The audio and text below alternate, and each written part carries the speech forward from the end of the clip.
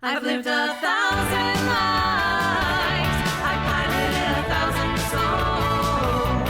I've killed and fought and died just for another role. This is the Happy Jacks RPG podcast, a roundtable discussion that's a mix of friendship, humor, unbridled enthusiasm, and tabletop RPG topics sent in from around the world.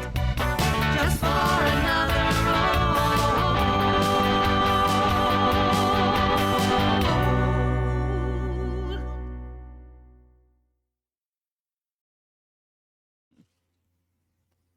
Hello, and welcome to Season 32, Episode 14 of the Happy Jacks RPG podcast. My name is Kimmy. My name is Adam. I'm Pooja. And in today's episode, Ken asks about running a campaign multiple times. Ayana explains start with nothing games. And Steffi from Scotland gets poetic. If you'd like to contribute a question or topic to the show, you can email us at happyjacksrpg@gmail.com. That's happyjacksrpg@gmail.com. We need emails from everyone except Steffi. We love you, Steffi. But please write emails, happyjacksrpg@gmail.com. Please do that. Do that thing. And you can be anonymous. Yeah, we had right? an anonymous before. Last time, yeah. It was very it's exciting. fine. Yes. Be anonymous, be yourself, whatever you want to be. Exactly. All right. Announcements. Our Patreon was completely reorganized. So thank you all of you who've joined. It's very exciting. Visit happyjacks.org/Patreon to update your support and see if any of the tiers tempt you to start supporting our community. Also, Gateway 2023 is happening at the Hilton LAX September 1st through the 4th. We will be doing our Saturday live show from the con. If you're going to be there, sign up for games we're running. There's also a really active Games on Demand section there that our friend Tomes runs, and a bunch of us will be playing and playtesting games there too. So go to strategicon.net if you want to sign up. I think it's too late to run games, but if you can still buy a batch and go. Yeah. And heads up. I am starting school this week, so I'm a little behind on things. So if you're wondering why podcast episodes are being posted a few days late this week and next week, that is why. Be patient. I will be back in the groove soon. And that's also why I'm not talking on Discord at all. So I'm fine. I'm okay. I'm alive. It's all fine. I'm just very busy. She's alive. She has not been replaced by Stu in a Kimmy mask. No. No. Big Stu's totally alive, though. I saw him yesterday. Legit. He's Yeah. fine. All right. Indie Designer of the Month. Raw by Bear is still our Indie Designer of the Month and is August, which is why school's starting. You can find his stuff at nerdypapergames.itch.io, or you can find him at Nerdy Paper Games on Blue Sky. Yeah. This week, we're talking about Demon Castle Dracula. Count Dracula has awakened from centuries of dreamless slumber to enslave humanity and entomb the world in endless night. He plans to forge the Nox Eterna, a mystical artifact of immense alchemical power with the power of the blood moon eclipse. This sounds sort of familiar.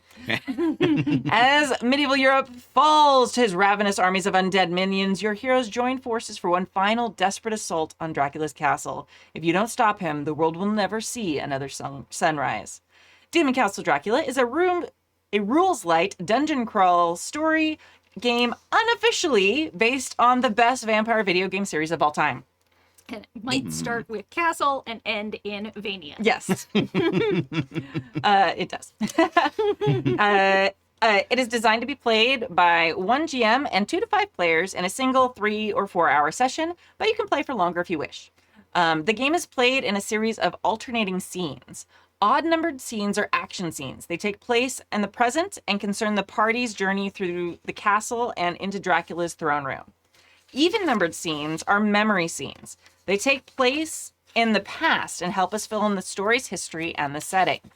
Whenever fate or fortune come into play, the GM asks the players to roll dice to determine the outcome. No special materials are required, just a few 6-sided dice, and there's even an online character keeper to help the GM and players keep track of things during remote play. You can pay what you will, which is You should be generous. At nerdypapergames.itch.io. And like everything that Rob makes, he is a graphic designer and artist. It is beautiful and looks amazing. Yeah. And also if you come to Gateway, Rob is usually there hanging out with all of us. Yes. So, which is a treat unto itself. Yes. So, yeah, because Rob is just a wonderful person in general. Absolutely. So, yeah. And yeah. So yeah, go check out Rob, our indie designer of the month for August. I almost forgot what month it was again, and then it was like came crashing back. Yeah. The doom of this Yes. week. It's that month. That month. Okay. All right, I talked a whole lot, so someone has to read mailbag number 1. Okay. Do you want me to? I'll do it. I've been away for a while, mostly because I forgot to show up at the last one I was supposed to be at. So I'm trying to make that no longer a regular thing, y'all. Okay, mailbag number 1. Salutations, Team Jackers. Firing off another email to keep the old podcast fires burning and to gather your valuable advice. I've been running games since the late 70s. Wow. And I am about to, for the very first time, run the same campaign for the second time. I'm Sweet, speaking... this person has been running new campaigns since the 70s, and it is 2020. Every single time. Mhm. Yeah. Wow, So, indeed. yeah. Mm-hmm. Wow, indeed. The wow is the author's insertion, by the way, not mine. I'm adding my wow. Yeah. So, I'm speaking of 50 Fathoms for Savage Worlds. Yes, Savage Worlds.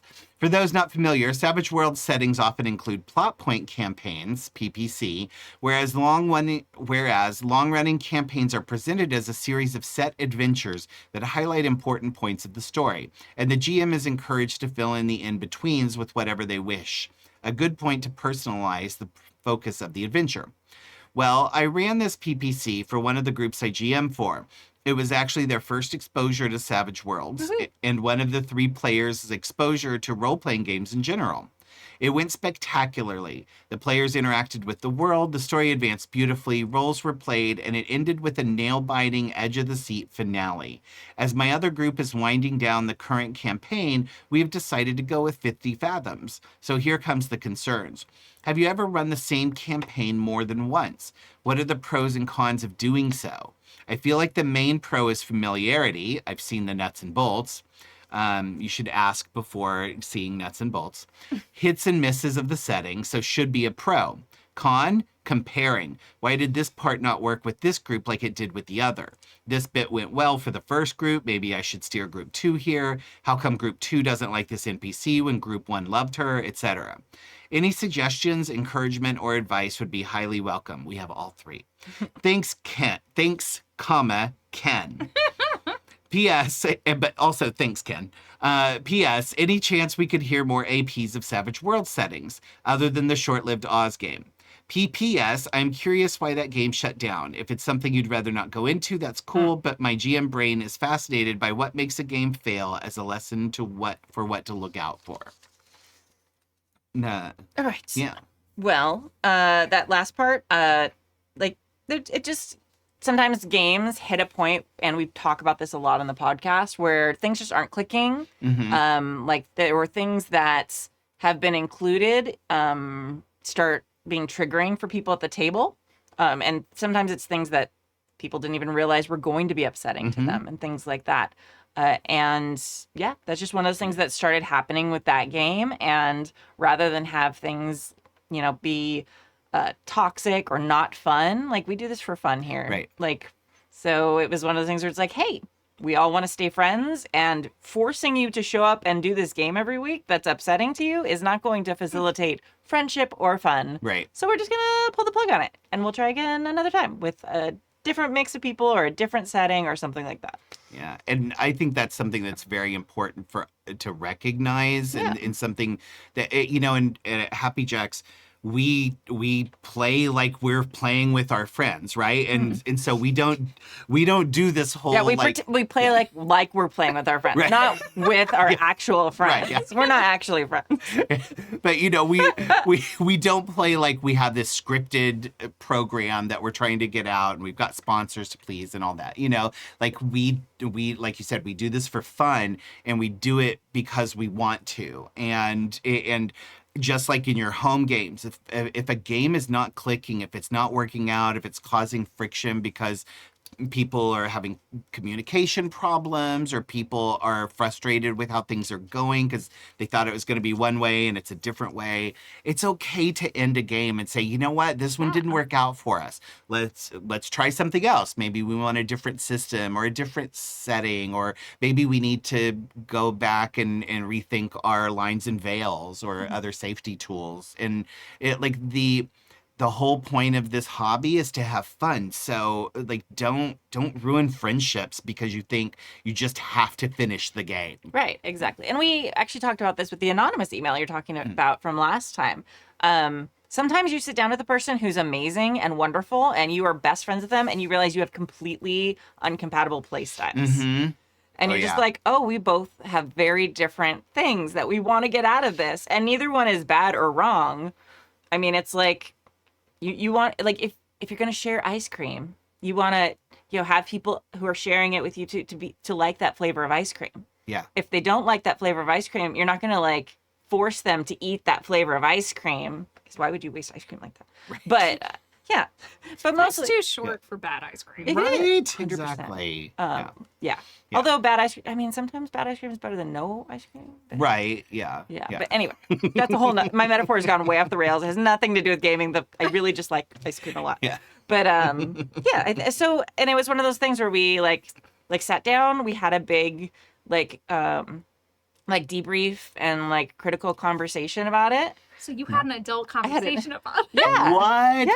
Wow. Amazing. Yeah. And like, so it was one of those things where like we took our own advice, like, Yeah. on a lot of the things that I learned from other people. And it was just one of those moments where it's like, okay, we've got to practice what we preach. Yeah. And, we did it and friendships were saved and, or maybe they weren't. I don't know if it was ever in peril of like not being friends anymore. But, it's great that everyone still like shows up to parties and is fine. And Yes. have a little bit of a different approach next time for another game. Yeah. Oh. So anyway, I was just hitting up like the end part there, and then now back to the actual question, not just the gossipy part. Okay, so as far as running campaigns the second time, I don't do this very often. I've done it a couple of times, but I've done it more so with like PBTA games, and like I'm gonna run this scenario another time, but PBTA is so impromptu and responsive to the player's input that it's not quite the same as like trying to run a D&D module multiple times. And I haven't really had a lot of interest in doing that, mostly because I don't run from modules. And so, and I also tend to run very improvisational, and, so I can't say that I've really done this a lot, but I think the big thing that I would recommend here is like what you said about the comparison. Don't expect it to be the same story. And I would say don't even worry about why the new players didn't like that NPC that the previous one liked. It doesn't really matter. Like every story should be different depending on the different people telling it. And that's okay. Like just see what happens. Yeah.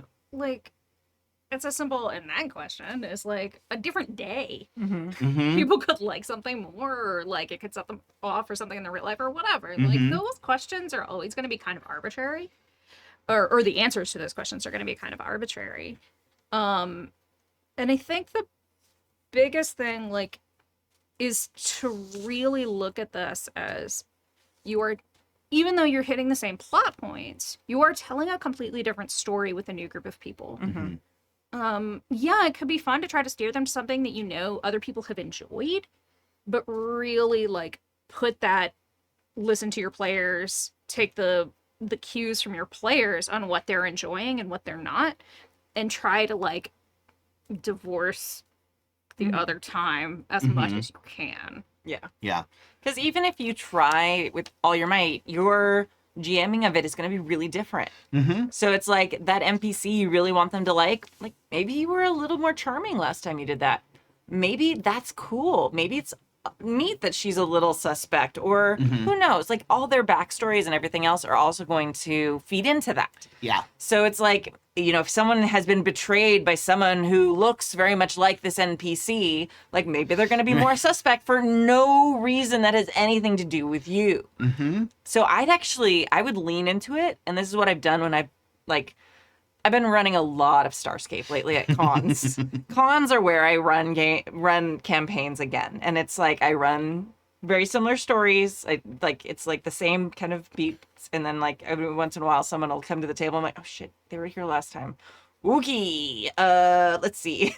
But lean into making it different. Yeah. For yourself too. That will ease up on the comparison, because you won't be wanting it to be the same. Right. So, you know, if you played off a certain NPC as very kind and quiet last time, like, switch it up. Try and do a completely different, like, characterization for that NPC. It's a great idea. Yeah. Yeah, absolutely. Yeah. And I think it like, if you're going in expecting it to be the same, you're only going to find disappointment. But if you go in expecting it to be different and unique and new, then not only are they going to get a better experience because you're basing it off of what happens with them, but also you'll have that excitement of not knowing exactly where it's going to go. It's, you know, so it's kind of a gift for you to be able to experience the same story in a totally different way. And it makes me think of, you know, of theater and how, like, you know, you'll see one production of Hamlet and it's totally different when you see a different production of Hamlet, because different actors and different designers and different directors, they've brought something new to it. Yeah. And that's part of the joy of live theater. And so if you think of this in those terms, that's where you get to have the fun of seeing what is going to be new. I am going to warn you against comparing yourself to yourself. Like, you say here that you're worried about comparing the party to the other party. I don't know if that's actually what you mean. I feel like you mean comparing yourself and the story you create the player to yourself and the story you created the other players. Don't try and stay away from that. Yeah. And because it can go the other way too. Like, if this one ends up, like, amazing, then if you're comparing yourself, you're like, what did I do wrong last time? Right. Do you think maybe that one person, like, never came back to a game because I did such a bad job? Like, it just spirals. So just also make sure you're giving yourself a completely separate, clean break running this campaign. It's new for you too, because it is new. Like, you know the beats of it, but, like, I love the comparison of theater. Yeah, absolutely. Like, it's different every time. And as someone who's been in, like, plays where, like, it's different every single time. And Ren Fair is also a really good comparison, because you do your show like 4 times a day at Ren Fair. But it's very vaudeville type theater where it's like you're interacting, you're getting the audience to shout things back, you're pulling people up on stage and interacting with them. Every single show, even though you say the same lines, ends up different. You know, when I pull someone from the audience and I sing my naughty verse for them, like, how they react is completely different. And it makes the show very different. Like, if they're bashful and shy, oh my gosh, I can't believe I'm up here, she's singing about that to me. Or they're into it and I'm like, okay, let me hold your hands while we're singing together. Yes, you're gonna stand right over there. Oh, that's your girl. She's cute. She can come up too. Okay, come here. So, like, it's completely different despite it being the same notes and the same lyrics.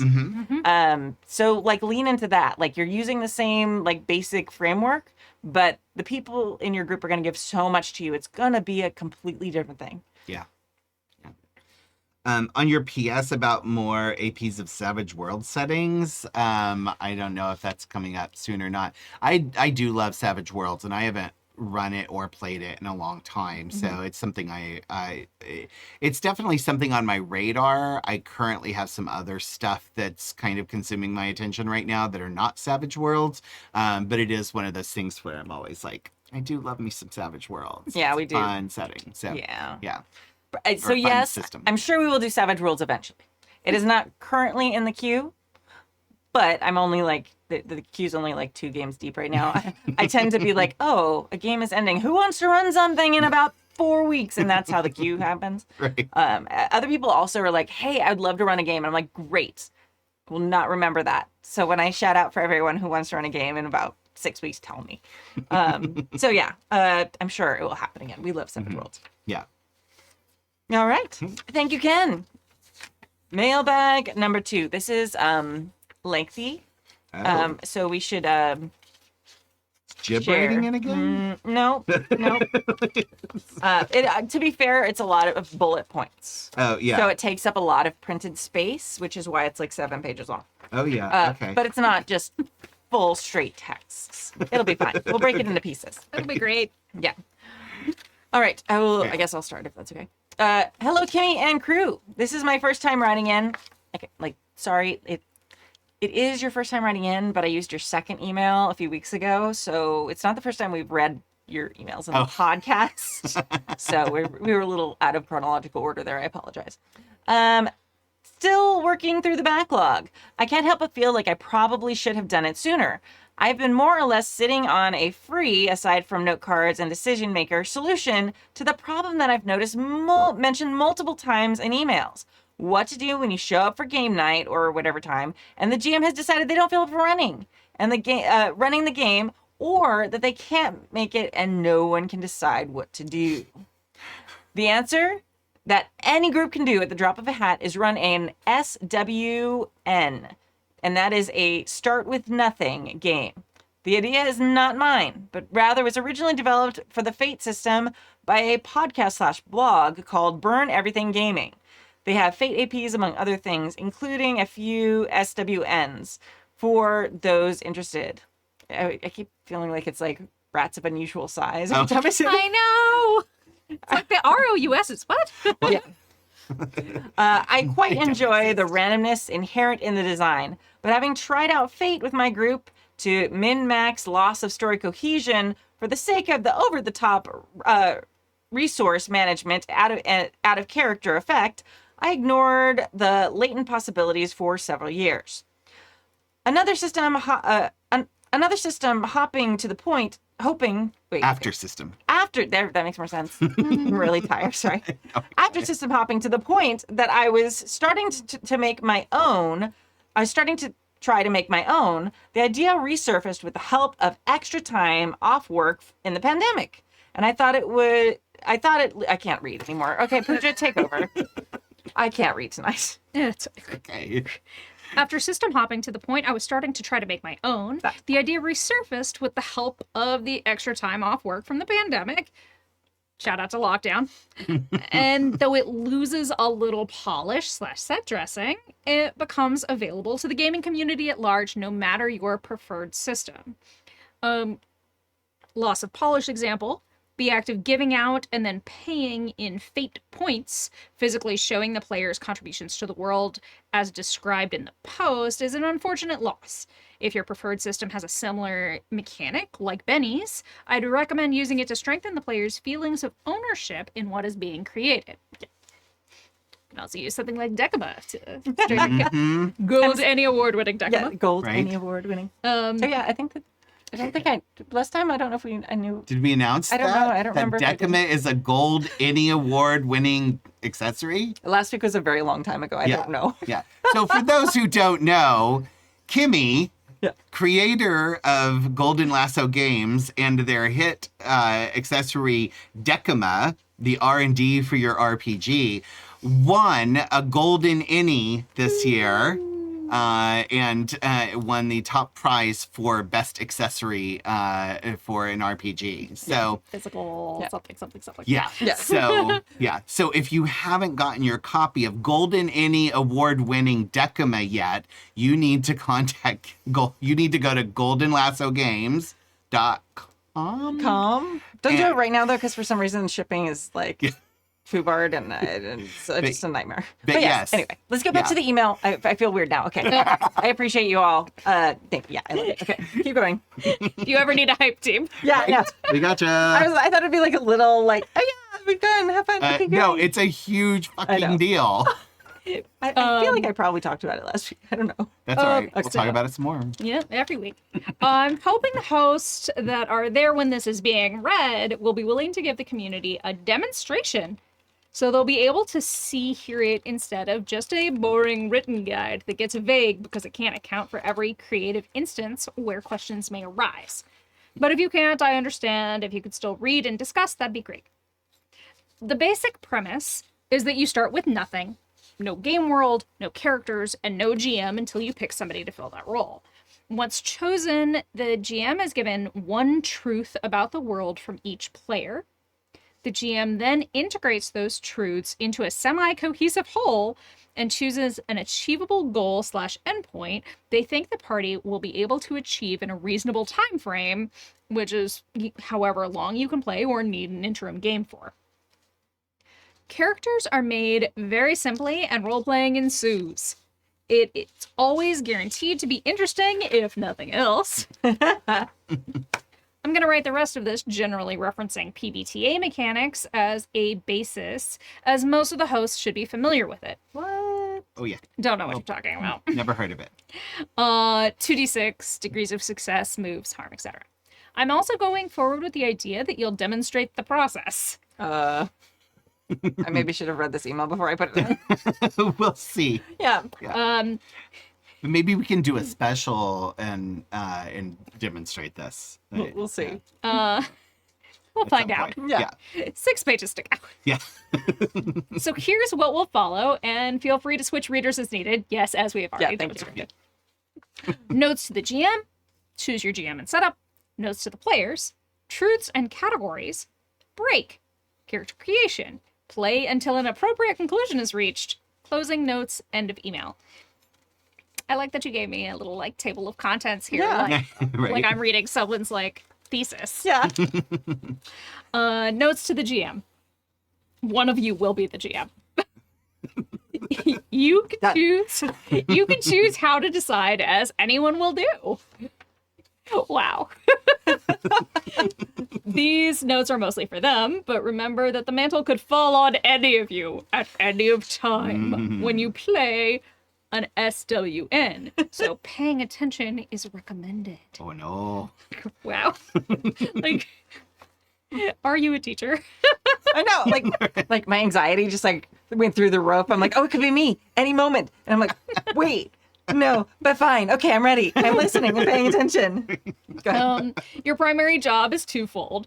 Fit the truths you are given into a playable world, and facilitate fun for the rest of your friends group by making their journey exciting. No pressure. Not. I feel like you need a game where it's like everyone's names are on popsicle sticks in an old mug, and it's like everyone like, and you pull a name randomly. Short. Yeah. Yeah, Drawing this from stick. Yeah. That's awesome. Yeah. like all the teachers ever. The universe starts as a blank canvas. The players will give you strange and interesting puzzle pieces for you to turn into a game world that does justice to the essence of those pieces. Advice is difficult, as you will have to rely heavily on your imagination. Maybe your players are now Ewoks dealing with a flamingo infestation. True story. Is it though? Or perhaps they will become masked wrestlers, forever locked in the battle between the face and the heel. Also a true story. You just never know. Therefore, the best thing you can do is ask questions. However, if you're trying to build a world that you really want to keep, Decima is probably a more reasonable option. Okay. But this is meant for quick gameplay, so don't overdo it on the questions. You are allowed to clarify any truth you are given. Do they want a Game of Thrones theme because of court intrigue, magic, or something else? Excuse me. You are also allowed to be honest if truths contradict to you, or you feel like you won't be able to honor their truth well in the given framework, and ask for a new or modified truth. You are allowed to give the characters abilities, moves, or items to help them out. As long as you're reasonable about it, you are allowed to veto any character concept or create the group concept if one doesn't get created as a truth. And you're allowed to use rails as needed, as one would with a con game, since it's likely to be a one-shot, but always listen to the players' ideas and give them a fair hearing. You will get a break after the truce to formulate your plot. Now, when I say plot, it probably should be closer to planning a reasonable endpoint, a goal. How you'll guide your players there depends on your GM style, but a blurb to get the ball rolling is unfortunately pretty much a must. This is the world. This is the Stitch. You are here. Go. With the occasional orcs attack. That came with an asterisk. Oh, make an event occur, use an NPC to tell them something, or literally send them something after then. Your choice. When they seem lost. You may want to give them directions for character gen before the break to keep them engaged with the game, and a timer is always helpful. I mean, your definition of helpful and my definition of helpful are very different things. Yeah. Should we stop and talk about that section? I think quickly. First? So, like, I might be not understanding, but like, this is like a separate from a game system, right? Yes. Okay, so this Yeah. is like a for lack of anything, like a oral tradition of gaming. Yeah, kind of. Yeah. Like it's this is how we run this game. It's not, none of it seems to be written down. We just tell each other how to play and then we play it. Yeah. Okay. Yeah. Interesting. Essentially, I mean, it sounds to me like basically you create some initial ideas as a group, and then one person is charged with taking those ideas, slamming them together into something cohesive or semi-cohesive, and then you just run with it. Yeah. And I will say, like, listening along with this is actually very similar to what I do with one-shots of PBTA games anyway. And so what I like when I've run masks for cons or for one shots, what I do is we go through character creation, and I actually take a full hour and a half to 2 hours going through character creation, even though it's for a one shot, because that's the most fun. And then once we have created the characters together, that's like all of my ideas come from that. And so usually at that point, I'm like, okay, everybody take a break, and I'm going to smoosh this all together, and then I plop them right in the middle of a fight. Like no setup, nothing. I'm just like, you're in the middle of fighting with such and such bad guy. Like bad guy does this. What do you do?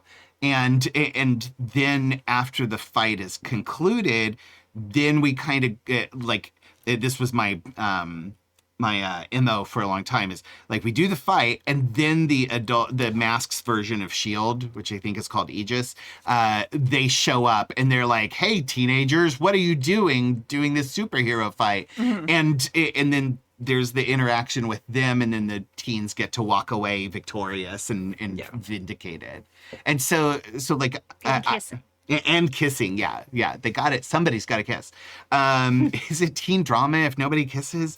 But It is if they almost kiss, but then like something stops them from kissing. Oh, that's and then they good. both like obsess about, were they really gonna kiss? right, yeah, yeah. That's even more teen drama. That's yes. Ooh, that's great. That was Yeah, very that's good cliffhanger. So I mean, I really kind of dig this idea, because essentially what I've done for a while now is, so I have all my PBTA games in my iPad. And so like, if there's ever like, we're out of Game Master, but we still want a game, I'm like, well, I can print out mask sheets real quick, Right now. or Monster of the Week, or the Star Wars PBTA. Like, I can run masks, Monster of the Week, or the Star Wars PBTA with like no prep, nothing. Just like, let's make characters, and I will have a story that develops out of it, because my brain is so tuned in to those three particular genres. And I used to keep the Star Trek PBTA as well, because but most people wouldn't want to play that, which made me sad. I mean, they're just wrong. It's fine. Right? Yeah, exactly. They're allowed to have wrong opinions. But yeah, so I really kind of dig this idea, and it's totally something I would be up for doing. Yeah. Yeah. It reminds me of do you know the kids book Stone Soup? Oh, yeah, yeah. So for those of you who may not like have gone to school in America where like everyone reads it. It's a children's picture book that is supposedly like a fable or something. I don't know if it's actually accurate, but it's about these two travelers who come into a town and they're very hungry and they don't have any food with them. And nobody's going to share food with them. They don't want to give food to these like travelers who are not part of their community. So these very smart, somewhat manipulative travelers take a giant pot and put water in it and put a big fire under it in like the middle of the town square. And they start talking about how they're going to make the most amazing, magical, wonderful soup ever. And then they start putting rocks in it. And it's like in the bottom of the boiling pot of water. And they're like, oh, it's going to be amazing. And we'll share it with everyone. It would be better if we had, some carrots. And then someone is like, well, I have some carrots. I can go bring them for this magic soup. So like, basically, like the idea is like everyone who was not going to share their food before, now everyone's putting it on together, and then it does make an amazing, delicious soup because everybody contributes part of it, and it's like socialism. Yeah. And It's an amazing, delicious soup with rocks at the bottom. And rocks at the bottom. Yeah. Yep. But that's kind of the I always think about that when things like this come up where it's like everyone's contributing little pieces and together it's like all yummy and soupy, except just don't put the ladle in too deep for the rocks. Right. But so I don't know. It's kind of cool. Mm-hmm. Yeah. All right. Set up and choose GM. I feel like Adam. Okay. Everyone will need a note card or sheet of paper and writing utensil along with the decider of choice, playing cards, dice, etc. A set of attributes or characteristics will be needed. More attributes equals longer setup or character gen. Feel free to take those from your current game or use the easy generic starting set that follows. Talk for social checks, think for mental checks, act for action checks. It's a good summary of There's the triumvirate. Around 3 to 5 harm check boxes for HP or condition are recommended as well. Other mechanics may be added as needed, but simple is best, especially if you have a short play window. The GM won't need these, but instead some scratch paper for planning and writing the player's truths. So now, pick a GM. A volunteer works, but so does a coin toss, not it, or rock, paper, scissors. Or popsicle sticks. Popsicle sticks if you just happen to have a whole bunch of popsicle sticks with your friends' names on them. Yeah, as you do. I love like the solution for this is like, it's so much easier than finding a game that's made like, just write a game with your friends for your one quick session. Yeah. It's like create a new game whole cloth. Right? Yeah. It's amazing. And the truth is like it is actually pretty fun. simple. Yeah. It is. And like if it doesn't work out right, it's 3 hours, whatever. Yeah. You learned something and you had fun with your friends, so who cares? Yeah. All right. Notes for players. The looming nothingness needs filled. That's your job. And then you can play a part in telling a story on this freshly painted canvas. But first, a few notes. I do like that this is like, it doesn't put the GM in charge of like, you have to come up with all the details. It is it's more collaborative, which I like. The single best thing I can say is pay attention. The second is support your fellow players. This includes the GM. How? Listen to each truth stated and fill in gaps instead of contradicting, repeating, or overly compounding things. Also known as yes-anding. Don't make impossible to describe or impossible to understand things. At one point, a group decided to A, have amnesia, B, only have 3 of the 5 senses, and C, only have either taste or smell. As you might imagine, this was extra difficult on the GM, who then had to explain to the players who didn't remember that they were Nagas in a spaceship, how they perceived the world in taste, touch, heat vision of a sort instead of sight. The conclusion was reached when they understood what they were and got out of their strange ship that had crashed on an alien world. The players weren't too keen on continuing in a world where they had trouble understanding after a few hours of play. So, It just seems like mean. Yeah. That's a lot. I mean, not for the like the players doing that. We have all these things. Make a fun story. Go. Right. Yeah. Go ahead. Yeah. I was just thinking, like, back to our horror discussion. I'm like, this is a horror game. Yeah. This is a horror game that is happening, Mm-hmm. and you'll end up in some kind of like, Silent Hill situation. Right. Yeah. I think I would have split it up, like had it be like Inside Out or something, where it's like you're our sense of taste, you're our sense of touch, Uh-huh. and then Yeah. like put them in different situations and like have them tell me Yeah. like what they were, and then like having to share that info with the rest of the table. That'd be Yeah. interesting. This could be like a really cool one sheet kind of game where it's like like you limit everybody's senses and like the GM knows what you all are, and the whole point of the game is discovering what you are. And but like that needs like some basic rules set out rather than like we're just gonna come up with this on the fly, I think. And it also Depending like, on your group. True, yeah. Sorry. it makes the point of the game figuring that out rather Yeah. than playing to like I feel like fully bought in endpoint Mm-hmm. where it's like we're just gonna set all of these like pits with stakes in them Right. Yeah. and then blindfold ourselves Yeah. and then like whereas something really cool might be on the other side of all of this, but the entire game is going to be about not falling in the pits with stakes. Right. Yeah. So all that to say, you will usually have more fun if you can make it not too hard on the GM. Thank you. Remember, you have thrown a lot of strange things at the GM. It's only fair that they get to say what will or won't fit in the menagerie you've collectively given them to work with. They have veto power on any character concept, but may also bestow you with skills or items that will help you navigate the chaos you've caused. If a hook is dangled, take it and hop on the crazy train you've put in motion. All right. Yeah. And that's kind of always good advice. Like, just, like, if the hook is dangled, take it. And I always... With consent. With consent, yes. I mean, I also like for short form play, absolutely. Like that's my caveat for that, because I also adore running and playing in campaigns where we wander fucking everywhere and ignore the very clear like path in front of us. That can be so much fun. But yes, for short form, like we have 1 session or 2 sessions, please follow the, especially if you have expected the GM to come up with all of this on the fly based on stuff you've given them, and like eat the soup even if there's rocks in it. Come on, just do the thing. Yeah.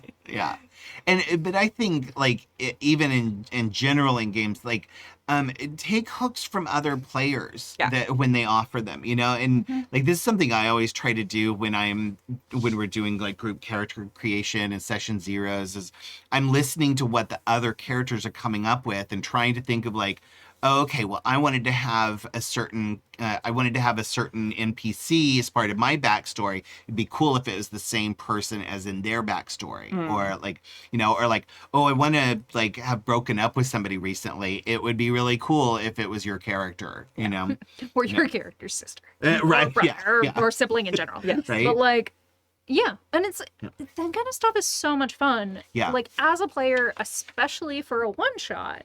Mm-hmm. To like just throw a lot more like nuance and depth into your characters and your backstory and your world by laying out these kind of like basic relationships that gain a lot from having like being integrated with the other players.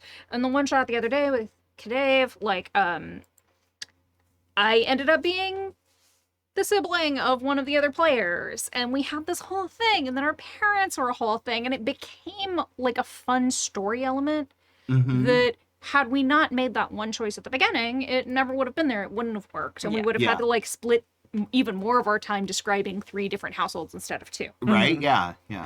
Well, and like during the GeneX actual play, like if I remember correctly, like your character's relationship with Michael's character like came up during character creation, like, oh, this would be cool if we were exes, and it became one of the best like romance arcs I've ever seen in a game. It was just like it was so organic, like you're so irritated with each other at first, and like it gradually became clearer and clearer neither of you were over each other, and like it was just this cool will they won't they thing that happened and like ended in this great way. And so to this day, I don't know if like Mike was just like masterful at that, or if he really just like screwed up that many times to piss off my character. He'd be like, well, what? Yeah, I'm gonna go. what? And then What? just like storm away. I was like, I don't know if you should be writing for the CW or if you just don't get anything that's happening right now. But it was amazing. It was so good. Yeah, yeah. So good. And it never would have happened if you guys during character creation weren't like, oh yeah, okay, let's do that. Yeah. Yeah. Which it was like one of the first times I'd really done like romance, like on a, well, specifically on a stream, but in like role playing games in general. And I Yeah. was a little bit nervous about it, but like Mike and I were really good friends. I was like, okay, this will be fine. You know, our spouses know each other. It's going to be all good. Right. And then, yeah, it ended up so much fun. And like, yeah, it was cool. Yeah. Yeah. Yeah. Okay. Truths and categories. All right, why don't I do this one? Yeah, Okay. we'll pass the. I probably Okay. won't finish it. Okay. Truths and categories. Let's see if I'm better at reading it this time. In whatever order the group / GM wants, each player states one truth about the game world. The GM will probably ask for clarification, so be ready to do a little extra thought work. If you only have 2 players, it can be helpful to have them each give 2 truths. But what can I say is true, you ask? Here are some categories to get you started, but don't worry if your idea overlaps categories somewhat. Setting: on a volcanic world, in an underground bunker, in a mech universe, in the world that was destroyed, etc. Race: mutations are given to I'm still not doing great reading tonight. Mutations have given humans powers. We are Klingons. We are anthropomorphic abominations. Okay, I got that one. We're mer people, etc. I love how you did fine through Nailed. anthropomorphic abominations, but you stumbled over mutations. Give humans powers. Yeah, that's a hard concept for me tonight, I guess. Okay. Conflict: an evil emperor has harnessed the forces of the mole people. And a Nice. galactic war is inevitable. Crazy rodeo clowns have taken to rioting in the streets, and the never-ending battle for the high ground has begun, etc. Purpose: we're fleeing from. We're working as emissaries of war. We're advanced aliens LARPing on a less technologically advanced planet. God, that's amazing. Oh my god. You mean half the filler episodes of Star Trek? Yes. Oh my God. I'm gonna be writing that as like one of the pre-written adventures for Starscape immediately. Oh my God. I think I might like have to run that as a Savage Worlds game on Yes. That's so good. I'm running Starscape at the con, and I might just, I don't have a Right? I don't have a one-shot concept yet, so I wonder how like Oh my sitting God. down with a group of strangers, you're LARPing. You are Star Trek LARPers. Go. Okay. Other nanotech exists. People commonly mistake merfolk for fish. Victorian era, but not steampunk. That means you have not hot glued gears randomly on your outfit, because that's evidently steampunk. Yeah. That's how you The do it. cake is a lie, etc. There was a asterisk around. I think the LARPing. Oh, Yeah. yeah. Advanced aliens Yeah. LARPing on a less technical. This statement may seem like it covers too much, but if you look carefully, it leaves gaps for other players to fill in. We're advanced aliens. What kind? What do we look like? How easy will it be to blend in, etc. LARPing, it could have been sword and sorcery, but actually ended up being the staging ground for a final battle between the anime and manga, so as not to destroy the universe. Anime 1. Less advanced planet, in quotes. As long as we have better tech, this statement is true. Teleportation versus lasers, etc. I love it. Like there's like notes at the I bottom know. of each section. Yeah. This is amazing. Yeah. Is this your thesis? Have you Right. sent us your thesis to like get feedback on before you send it to somebody? Somebody's doing a thesis in game theory and they're checking it out Yeah. on us. This is like their draft. Right? Yeah. We Just have believe like you. all is the bibliography going to be pages 5 through 7? Right? I mean, to be fair, we do need emails. So I mean, I'll take this one. Break. Okay. Take a break. Have a drink to discuss this idea for about 10 to 15 minutes while your GM consolidates your ideas and plans a simple plot / goal for you to follow / reach. I think that's always a good idea. And like, even if your GM doesn't suggest it, like, throw the GM a bone and suggest it. Make sure everybody is just like, no, let's take a little break. But also give the GM time to use the bathroom and get a drink too. Yeah, like 10 minutes is that's a like tall order. Like, Yeah. give them 5 to actually do their bio. Yeah. And then like 15 minutes to like try and figure this out. Yeah. Yeah. That's a lot. All right. I guess I'll read this. Character creation. Listen to the GM as they lay out your character building parameters. Depending on how firm an idea they have, they might give you the parameters before the break.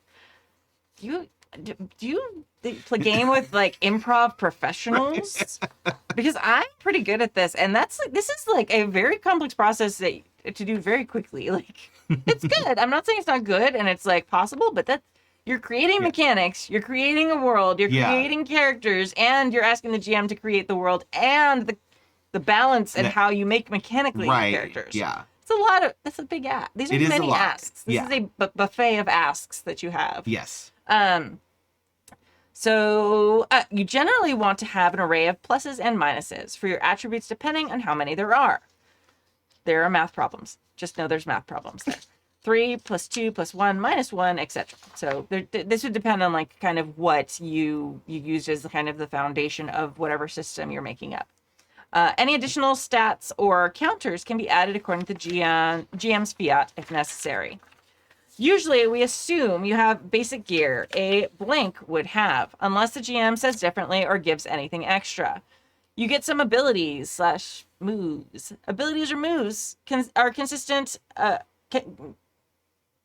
May consist of a word or phrase that can be applied positively or negatively. I found that about 3 to 4 total moves gives players who are too tied to their sheets options while still allowing for creativity. And this has the additional benefit of not bogging down those who don't want to read too much. Example, a character who is playing a Furby animatronic, true story, super creepy, could have abilities like +2 to nearly indestructible, +1 to electronic sight, -1 to waddles like a duck, and -2 very, very talkative. Here's my preferred method for assigning moves. Each player decides their specialty. A 2+ move. This makes sure you get the chance to do things they'll enjoy. Feel free to tailor as needed to make this fit your preferred system. And then play until a conclusion is reached. This move thing sounds a lot like the way the moves are described here, or creating the moves sounds a lot like City of Mist. Yeah.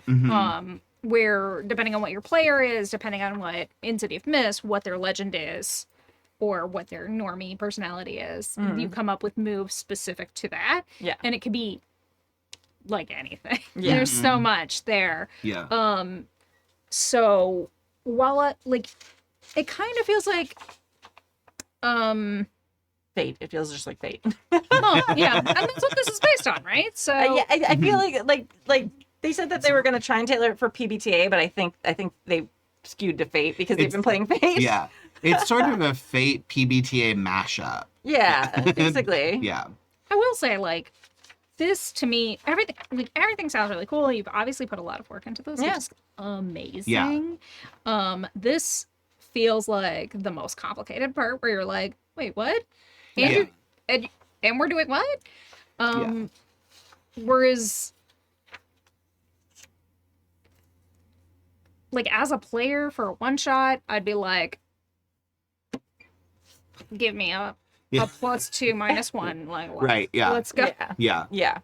Yeah, and honestly, like I love the setup idea. I think when you start trying to put in mechanics, like oh let's have pluses and minuses and let's have custom moves. Like I think you're actually like you're gonna defeat the purpose of this, which is to like come up with something on the fly and just run with it. And and I think you're much better off looking at something like come up with that sort of world building thing yourself, but then everybody but have some printouts of like lasers and feelings or some other kind of like one pager where it's like it's very simple to play. And or just like you don't need moves, like just use those like what was it, think, talk, and act.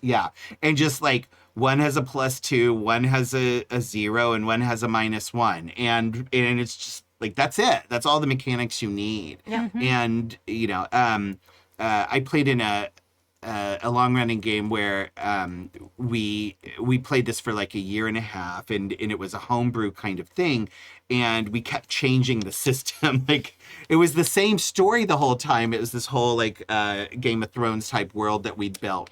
Were you playing with Jason? No, no. That was going to be my next question. Yeah. Oh, the shade. No, this was before I even met Jason. Oh. But No like wonder you got along so well. I know, right? Yeah. But we had one of our main players, a wonderful friend of mine named Vasco. He's very much like Jason, where he's like, I'm going to tweak the rules. And so basically for a year and a half, because Vasco does not like playing long-term games. And so a lot of us wanted a more long-term story, but Vasco needed to have a new system every single time. So we're like, well, let's just keep the same characters and story going. But Vasco, you just tell us today, like, what's our system? What's changed, if anything? And almost every time it was a surprise. But what we finally ended up on for the last 6 months or so was, and so everybody had two stats. You had your ice and you had your fire. And if, and your ice was for like being cool, staying calm, that kind of stuff. Your fire was acting on your emotions, right? So it's more almost like logic and emotion. Okay. And, so that's like Monster Hearts a little bit. Yeah. And then so if you did something that was particularly fiery, anybody at the table could just say like fire up. And you get to add a point to your fire. And it capped out at 3 and it bottomed out at 3. And then we had poker tokens, Oh my or God. poker chips. I don't know if in the middle of this email I can handle you explaining the entire homebrew of the system that you. Like my brain might melt. I love you. To sum it up, we ended up like doing a whole vote system with poker chips in the bag, and then the player draws out a poker chip, and if it's the one you wanted, you do what you said. If it's not, you don't. That's cool. So it was like and the whole like the numbers, and then where how many you could put in the bag, and everybody could make a vote on what they wanted to happen, but it was like.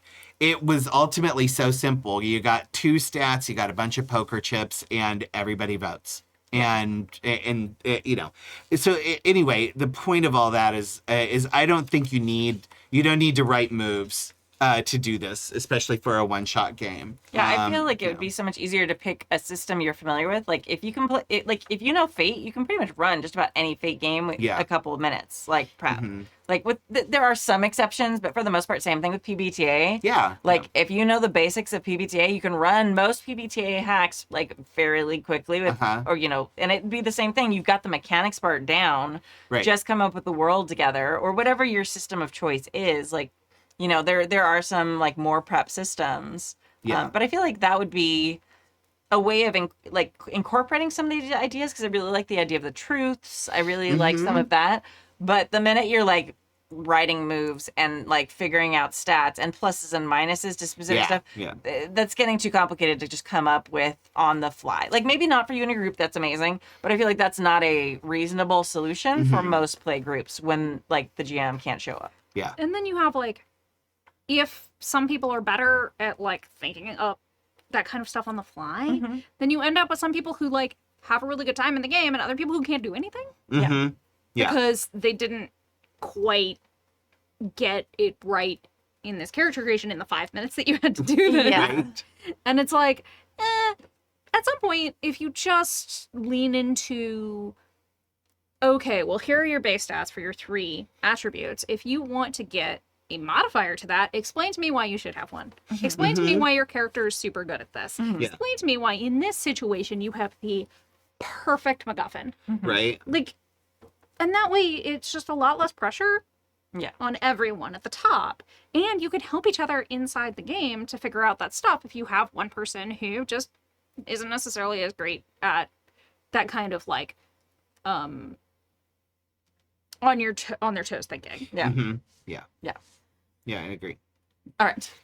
Now that your strange and unique setting is defined, your interesting characters made, and your goal set, you have everything you need to play a never-before-seen one-shot game. A start with nothing. Enjoy yourselves. Closing notes. Do you want to finish off somebody else? Yeah, Closing notes. I understand the time is precious, and you may or may not get a chance to try this out while reading the email. But hopefully you get to give it a go at some point, and hopefully the idea will be of use to the community at large. Thanks for reading. Have a drink, and stay as safe as possible. Ayana. P.S. Aren't postscripts, specifically when used in an email, technically a little outdated at this point, if they're supposed to be an addendum to the completed message? But if the message isn't sent yet, and since we're not using indelible ink until it's printed out, not to mention that I'm pretty sure the backspace or delete key works on most keyboards, virtual included, not to mention that you could scroll to any section of your typed text, then why? Just a random thought. PPS. My postscripts were included for irony's sake. The best sake. Yes. PPPS. Because reasons. Yes. Exactly. Very good. Thank you, Ayana. We appreciate it. Yeah, it's a really interesting thought experiment, and I think there is some really good stuff there, but I say keep it simple. Like, yeah. What I would like, this seems like a lot of the things we did.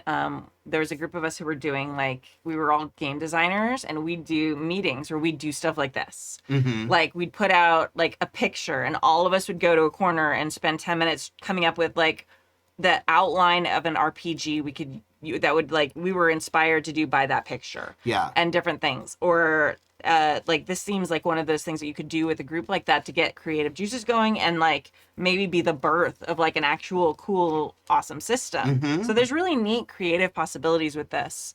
Yeah. Like in ways that aren't just like running a one shot too. Yeah. So I think yeah. There's actually a PBTA game out there, and I can't remember the name of it. But Simple World. No. Although I know Simple World, Yeah. that is, yeah. I've always wanted to kind of get it and play around with it and see. But no, there's one where you play game designers. Oh. and I think it's called Powered by the Apocalypse World. Yeah. Or something like that. Yeah. But the different playbooks are different types of designers. Like, Yeah. you've got the crunchy numbers designer, you've got the one who just wants to get famous, you know. Yeah. You've got the Calm. one that's in it for the character, you know. Yeah. And so and it's just like, that's what you play, and the whole game is like you're playing as game designers, and you publish your games and then see how they're accepted by the rest of the group. That's amazing. Yeah. Sorry, Simple World, I jumped again. Simple World's like the outline of a PBTA game, and it tells you, it's kind of the framework you can use to make your own PBTA game. Yeah. A lot of new game designers start with it. I didn't find it super helpful. I find looking at like fully fleshed out games and pulling things I love from that is much more helpful, but a lot of people say it's very helpful. So. Yeah. And you could use it to be really adaptable for almost anything. Yeah. Honestly, like, it might be a good thing to pull out if you're doing this as like a framework. So you've got the mechanics piece, and then if you're gonna all come up with moves and everything, at least you're all creating moves with the same shared kind of understanding of these like kind of blank books. Yeah. I don't know. Yeah. All right. Who wants to read this one from Steffi? Oh, it's a poem. It is. Shall we take turns on stanzas? Okay, let's do that. Okay. All right. I'll start. Okay. We'll just rotate by stanza. Okay, so Pooja will be next and then me. Okay. Okay. Do I have to read it in a Scottish accent? No, please do not. Damn it. No. Okay. It is I, Steffi from Scotland, and I write to you with an epic ballad of joy, courage, dedication, and community. JackerCon 2023 was fucking rad. Friday, I ran my first con game ever. It was mass, to the surprise of no one, where I was recognized because of my emails.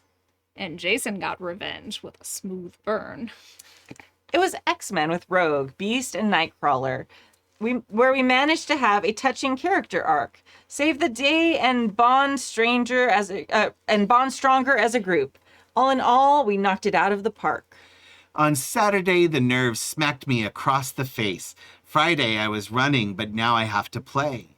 Last year, I froze up whenever anyone spoke to me, and this year, I fortified and made Traveler gay. Yeah. Our ragbag band made money and looked cool, saving lives. And I discovered something that has evaded me. People actually enjoy my character and roleplay. Always knew I rock, but didn't expect others to agree. Ouch. Ouch. Sunday was the patched lo-fi bards to study and relax, where I played a jock vampire with generational trauma. I love her and she'll appear in future Masks games. The highlight was the puppy eyes from the capybara. Also, like, well done, Ryan. Make Right? something with capybara. No shit. The most impressive part of that game was our GM was still going, running and playing nonstop. Always nevers just kept glowing. Aw. Over JackerCon weekend, I played with cool people. My Wakandan chocolate thieves started the con off strong. A ray of sunshine new to the hobby who fed me pie. And many more, but this email is getting long. And this is just my weekend. I saw so much joy in the chat. Appreciation to the JackerCon Council. JackerCon 2023 be that. P.S. This is my first poem. It was probably a huge stink, but is in solidarity with the newcomers. PSS, and of course, drink. Cheers, Steffi. Huzzah. That was amazing. That was so good.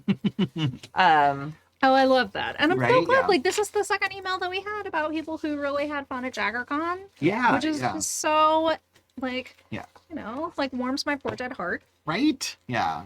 Also, Steffi, I want to say I see you, X-Men fan, or at least I think I do, but bringing up the X-Men and then a knocked it out of the park reference, Yeah. that was nice for my little X-Men brain. Thank you. Yeah. For those who don't know what I'm talking about, maybe you should read the X-Men. Yeah. Yeah. Especially in the 80s, the 80s Chris Claremont run. Yeah. Classics. Classics. Yeah. Which was, 45 years ago. Well, let's not talk about that. Oh, yeah. Yeah. But we've heard, Yeah. like, JackerCon went so well. And I am so excited. We're having a game days coming up soon. In September, I think. So that's in the next. Those are like mini days instead of doing like a full weekend, which actually was like 4 days. We do like one Saturday. It's like everybody run games on this day. So I think we're gonna be announcing that pretty soon, whatever Saturday we end up picking. So Cool. yeah, it's very cool. One day. I still do. Like, I always plan on, like, I should get into JackerCon this year, and then I just never do. Yeah. And It sneaks up on you. yeah. Yeah, But one day I will join you all at JackerCon. I'm there every year. Yeah. Yeah, it's like the third time I've run Starscape.